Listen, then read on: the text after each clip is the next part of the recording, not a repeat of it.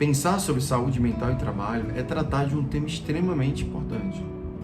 Porque quando eu falo sobre saúde mental e trabalho, eu estou correlacionando uma atividade laboral, que é o serviço da pessoa, e a sua saúde e o seu bem-estar. Porém, esses aspectos, eles se tornam muitas vezes doentios no sentido de busca contínua para ganhar mais dinheiro, de trabalho, que a pessoa perde a sua possibilidade, a sua compreensão sobre o seu processo de adoecimento. E aí o sujeito, ele vem adoecendo, ele vai sofrendo, ele vai passando inúmeras situações, e ele não consegue correlacionar ou discutir, tratar sobre esse processo de adoecimento que está passando. E aí, essa pessoa que está muitas vezes adoecida por conta do excesso de trabalho, ela não consegue dar uma resposta favorável, uma mudança dentro do espaço de trabalho dela, porque ela nem quer falar sobre o que está passando, ou muitas vezes quando ela vem a falar, ela não é validada. Ela é colocada às vezes de maneira até como vilã da história. Porque por conta que ela vai pegar um atestado, outras pessoas vão ter que trabalhar mais. E ela pode vir a se sentir culpada por isso. E aí o adoecimento aumenta.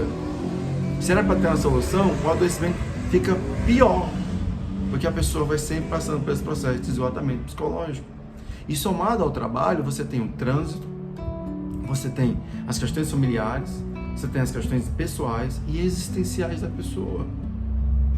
E quando eu penso sobre isso, eu ainda vou ter que saber que quando eu quero tratar dessa pessoa, ela vai chegar para mim num consultório, vai falar de todas as suas crises, podemos fazer uma avaliação psicológica, fazer um teste, trazer ali um tipo de questionário, usar um instrumento psicológico, ter atendimento psiquiátrico, mas essa pessoa ainda a si mesma vai ser desvalorizada na sua fala. Porque quando eu falo sobre a doença fisiológica, a pessoa chega e diz assim, eu tenho um exame para mostrar. Eu tenho um raio-x. Pronto. Vai ser suficiente.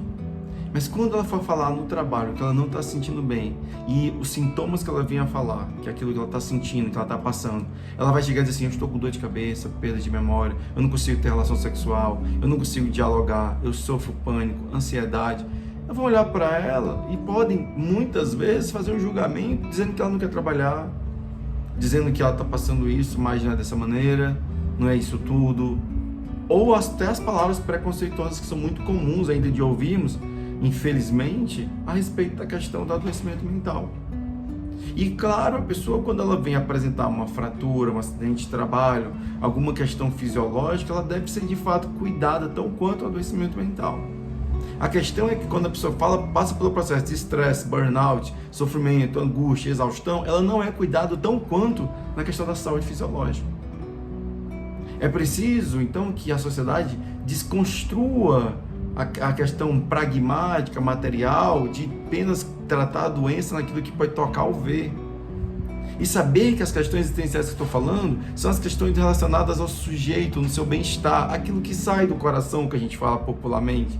É a angústia, é o medo, é a ansiedade, que é natural do ser humano, mas torna-se patológico quando tem excesso.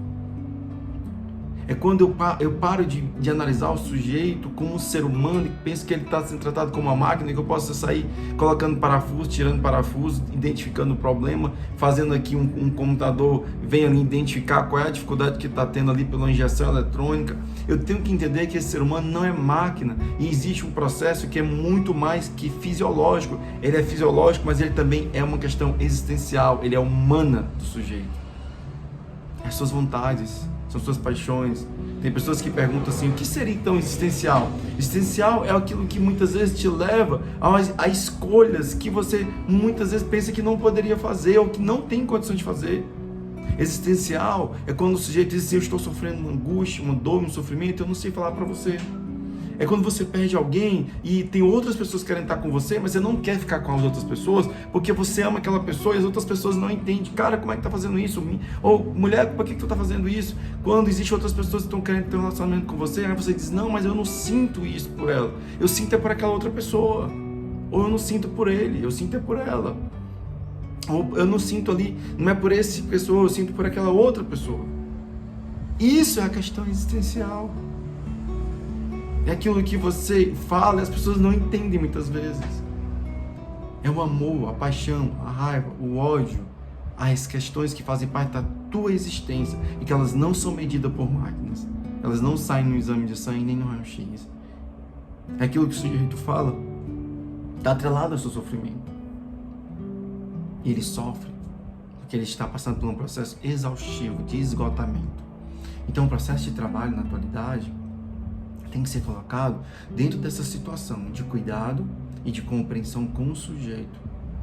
Saber que essas relações patológicas, elas devem ser tratadas dentro desse aspecto de saúde mental e emocional, a qual o sujeito apresenta na sua história de vida, naquilo que ele está sofrendo, ou vem muitas vezes a estar sofrendo por muito tempo.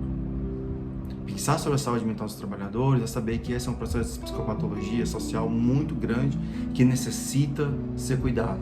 Porque muitas vezes a situação de burnout, de estresse, de esgotamento, ela é porta, o caminho para outros adoecimentos, para que outras patologias venham a surgir. Por isso que cuidar da saúde mental é fundamental para trabalhadores e trabalhadoras nesse nosso tempo.